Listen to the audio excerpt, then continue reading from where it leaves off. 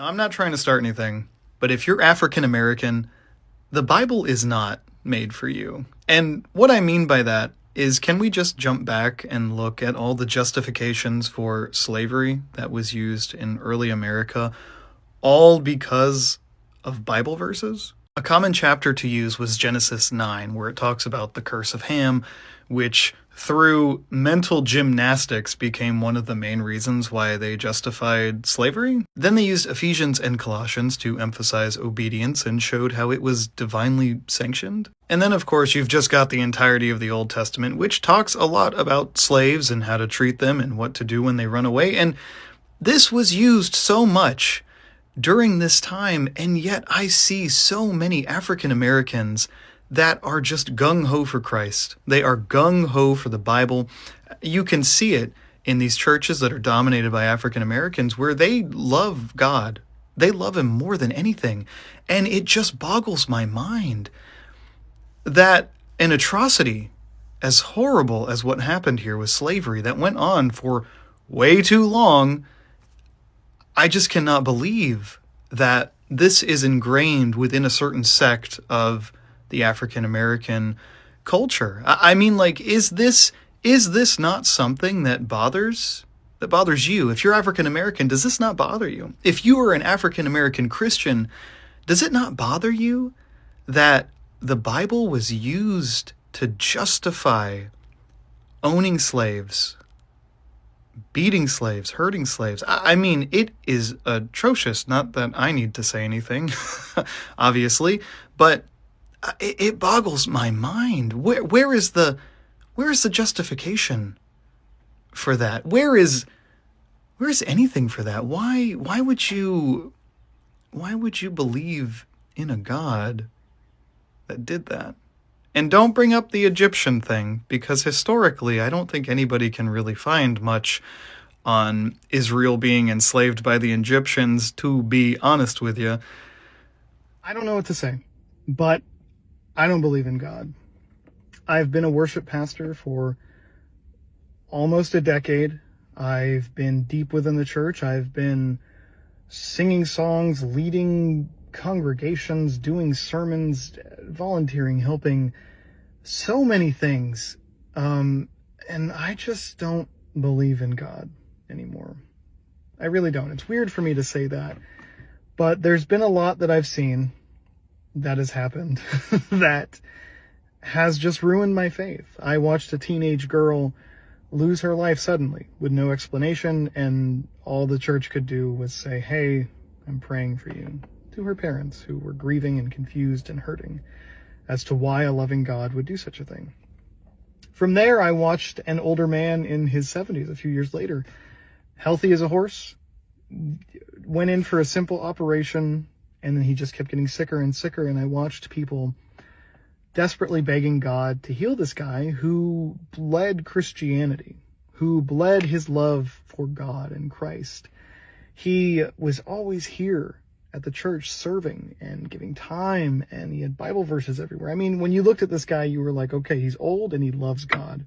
You knew right away. So when he had 4 months of literally getting progressively worse, starting with he got PTSD from pacemaker shocks because it just kept shocking him. And then he had to get put back in the hospital, and then he couldn't drive. And then he was getting dizzy, and then he got so dizzy he fainted and hit his head on the table in his room and gashed his head open. From there, he got sent back to the hospital. And then he didn't come out. His kidneys started to fail, but his heart was now too weak to do dialysis. So all they could do was put him in hospice. I watched a man in his mid-70s who loved God and gave his entire life to God suffer a cruel and horrible last few months of his life. Would a loving God do that to one of his followers who dedicated their life to him? That is the moment that made me officially lose my faith, because I can't justify why a God would do that. All praise to Yahweh Bahashem, Yahweh Shai. Double honor to the apostles and elders of GMS. And this video is going to be a response entitled, God Does Not Care About African Americans. All right. And you heard this video from this guy, Instrumental Bard. I guess that's his label. Anyway, this dude right here is I put a second clip of him that was entitled God is a Bully. So just to show you, I put that second clip in so you can understand this guy is an atheist, that he, of course, is an Edomite, and he does not understand the scriptures. So therefore, when he talks, he unknowingly, with his comparisons, shows and proves that the people in this country known as African Americans, which that's not who we are actually the Israelites. Because he said that he ain't trying to start nothing, but he noticed, he mentioned Genesis 6, that Christians have used that with the whole thing with the curse of Ham, right? Which really the scriptures say, really that curse went on Canaan. Which at the end of the day, when you look in the scriptures, anything about slavery, the Bible speaks more about the slavery of the Israelites than anything to do with Ham.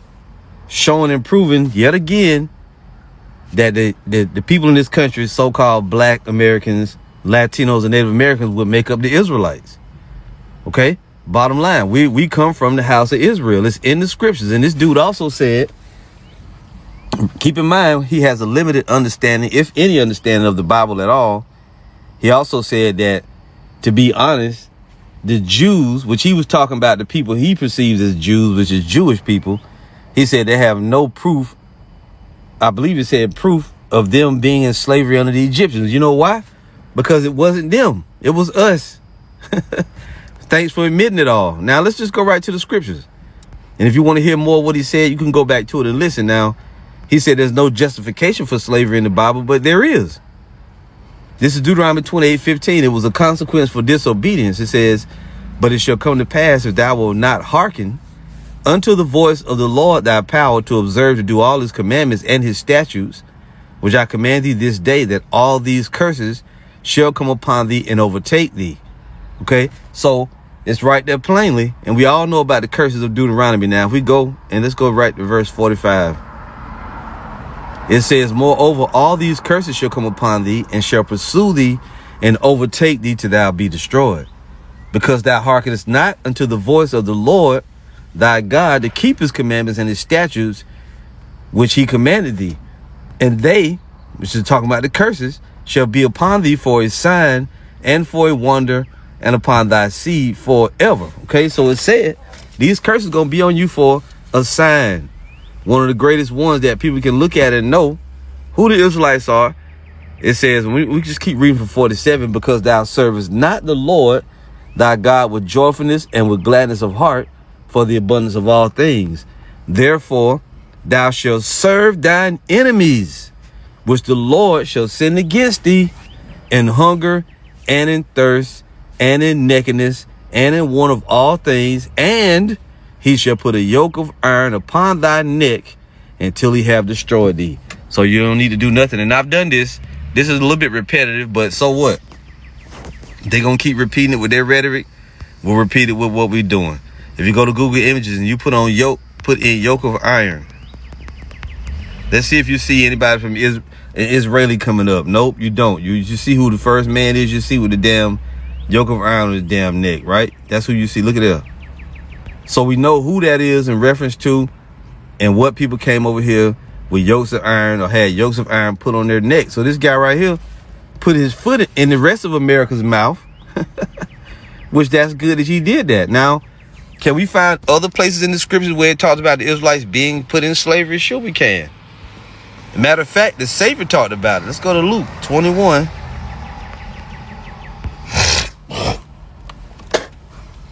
This is Luke 21. I put it like. Bear with me here. Luke. Come on, baby. There we go. Luke 21, verse 24.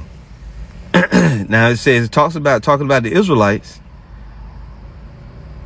It says right here, and they shall fall by the edge of the sword, and shall be led away captive into all nations, and Jerusalem shall be trodden down of the Gentiles until the times of the Gentiles be fulfilled. See, so the Israelites will be led away captive into all nations.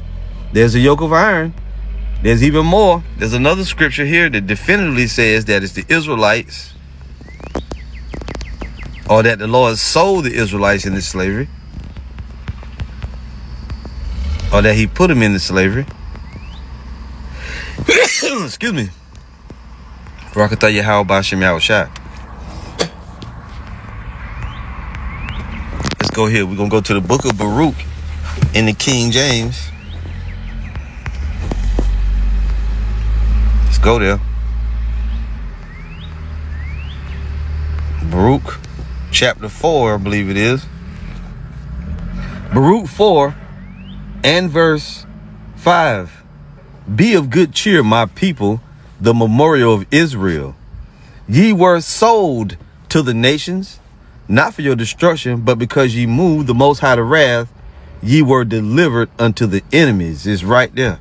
You were sold to the nations, right? You're going to go to every nation in captivity. You're going to be delivered into subjection of all the kingdoms of the earth. You were sold to the nations, not for your destruction, but because ye moved the Most High to wrath, you were delivered to the enemies. For ye provoked him that made you by sacrificing unto devils and not to the Most High. So this guy right here, he's trying to make an attempt to connect and say, oh, it was an injustice. There was no justification for it. Well, yeah, there was. The Lord said it, because you worship idols, right? You were delivered into the hands of your enemies because you were worshiping idols. That's why the Most High did all those things to you, Jacob. See, very plain. Let's get another one here. If we go back to Baruch chapter, is it 1?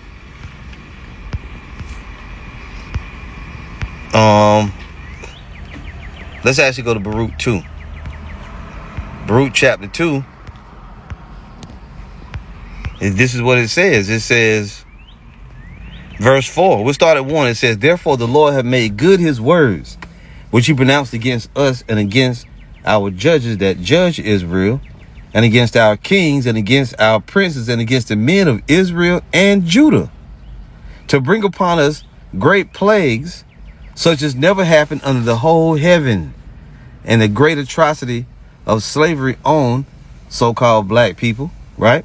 One of the worst things that's ever happened was done to the Israelites. It says, to bring upon us great plagues, such as never happened under the whole heaven, as it came to pass in Jerusalem, according to the things that were written in the law of Moses, going back to the curses.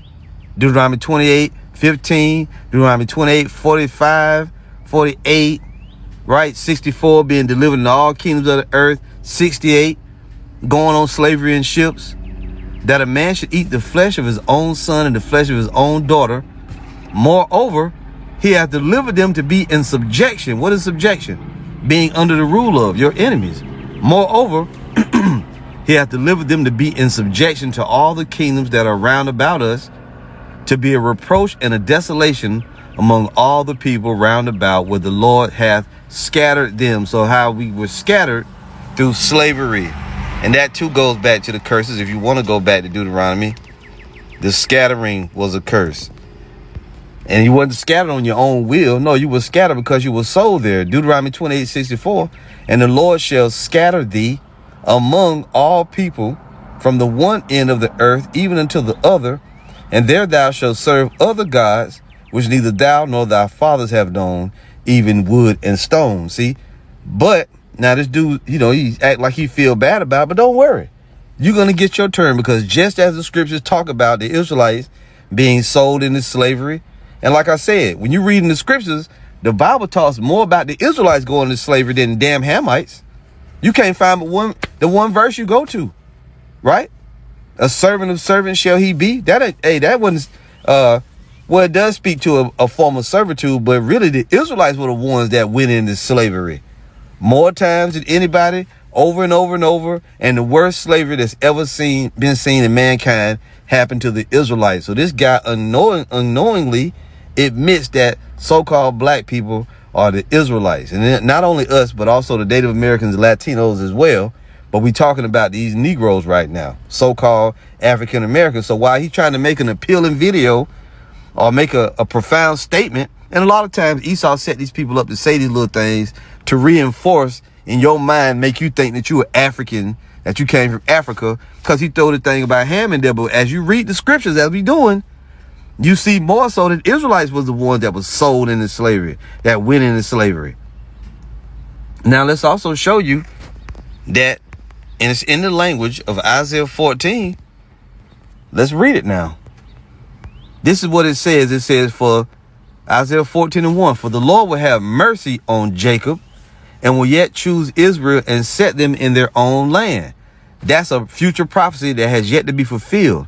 And the strangers shall be joined with them, and they shall cleave to the house of Jacob. Who are the strangers? We are the strangers, those that were not a people. The Gentiles that pertain to salvation from the New Testament are the Israelites scattered throughout all the nations. How did they get scattered? The Israelites? Through slavery. See that?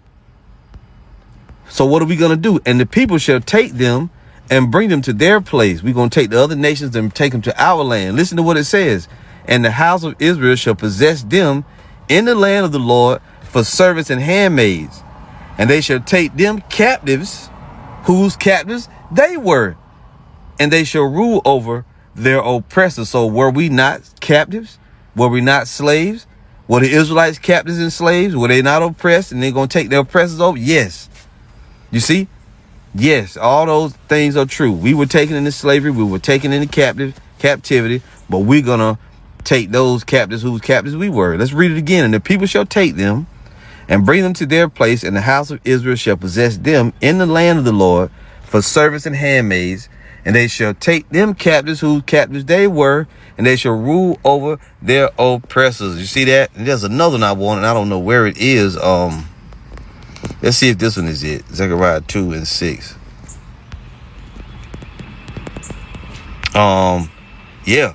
Zechariah 2:6. Ho, ho, come forth and flee from the land of the north, saith the Lord. For I have spread you abroad as the four winds of the heaven, saith the Lord. So the Most High said, I sent you all over the earth. Matching up with what the Savior said, we're going to be in captivity among all nations. Right? Baruch said it. And it's also in Deuteronomy. Deliver thyself, O Zion, that dwellest with the daughter of Babylon, which we know the daughter of Babylon is America. Babylon the Great. So you have here the Israelites being delivered from Babylon the Great.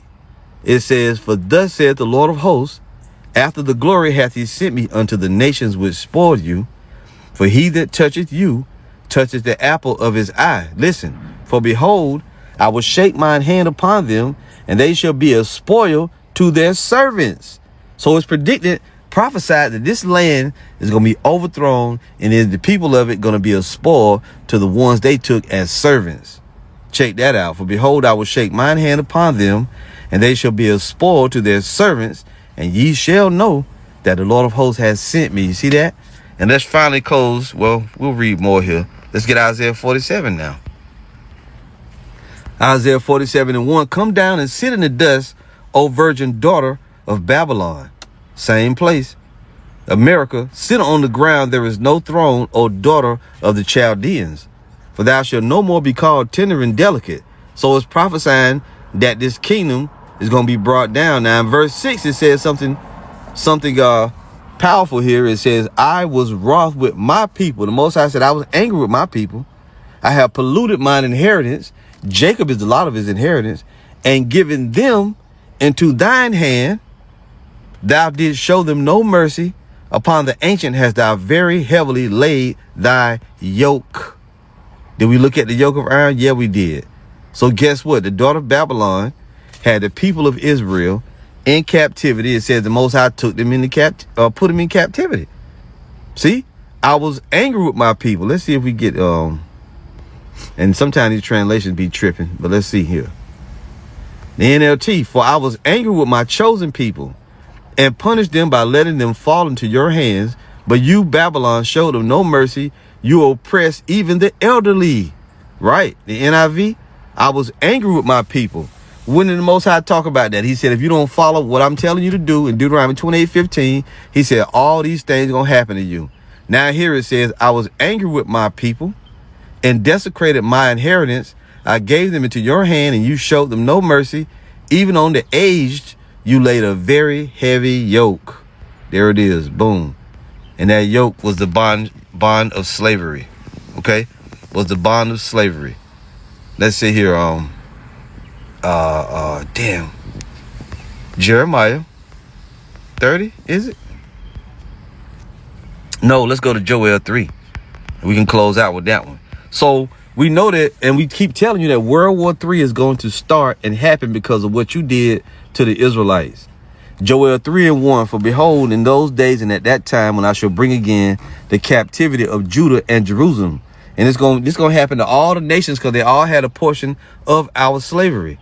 I will also, now in verse 1, the Lord is saying he's gonna free the Israelites out of their bondage. I will also gather all nations and bring them down into the valley of Jehoshaphat, and will plead with them there for my people and for my heritage Israel, whom they have scattered among the nations and parted my land. So we know who did that. If you read Ezekiel 30, 36 and 5, I gotta go there. Ezekiel 36 and 5. It says, who parted the Lord's land? Therefore, thus saith the Lord power, surely in the fire of my jealousy have I spoken against the residue of the heathen and against all Idumea, which is Edom, Esau, Edom. What did they do, Lord? Which have appointed my land into their possession with the joy of all their heart, with despiteful minds, to cast it out for a prey. See that? So Esau was behind the Holy Land being taken over and being divided among the heathen nations and scattering the Israelites. Another nail in the coffin for you Edomites. Now the Lord goes on. He says, verse 3, Joel 3:3, and they have cast lots for my people and have given a boy for an harlot and sold a girl for wine that they might drink it. We all know, well documented, how they sold us for musket guns and wine, musket guns and whiskey, right? To the Hamites. The so-called white, or the Hamites sold us to the so-called white man. See that? The Africans sold the Israelites into the hand of Esau, Edom. That was a transatlantic slave trade, the beginning of it. It says, yeah, what have you to do with me, O Tyre and Zidon, Hamites, and all the coast of Palestine, when you render me a recompense? And if you recompense me swiftly and speedily, will I return your recompense upon your own head? Because you have taken my silver and my gold and have carried in your temples by goodly pleasant things. Listen, the children also of Judah and the children of Jerusalem have ye sold unto the Grecians, that you might remove them from their border. You see that? So we sold. And you can't look in history nowhere and find where the Hamites sold Jewish people to white people. You ain't gonna find that nowhere. That's why this guy says there's no evidence of that, the Jewish people being sold, them going into slavery among the Egyptians. No, because it wasn't them, it was us. They're imposters. You do see in the history Hamites, Africans, selling Negroes to white people. This is what you're reading here. The children also of Judah and the children of Jerusalem have you sold unto the Grecians, that you might remove them far from their border. Behold, I will raise them out of the place whither you have sold them, and will return your recompense upon your own head. So the Lord is raising us up. That's what this great awakening is about. The slaves, the children of slaves, the Israelites, being raised up where they were sold. Behold, I will raise them out of the place whither you have sold them, and will return your recompense upon your own head. And I will sell your sons and your daughters into the hand of the children of Judah, and they shall sell them to the Sabians, to a people far off, for the Lord has spoken. And that's in the time to come, because Babylon the Great going to be destroyed. And in the kingdom, we're going to sell you damn Edomites, the same way you did us. Doesn't it say that in Isaiah 14 that we read? They shall take them captives, whose captives they were, and they shall rule over their oppressors. It certainly does. So you got it wrong, bud. But thanks for the admission. See, anytime you Edomites talk, you just put your foot in your damn mouth. All right, but that's it. We'll see you soon with another lesson, Lord willing. All praise to Yahweh Bahashem, Yahweh Shai. Shalom.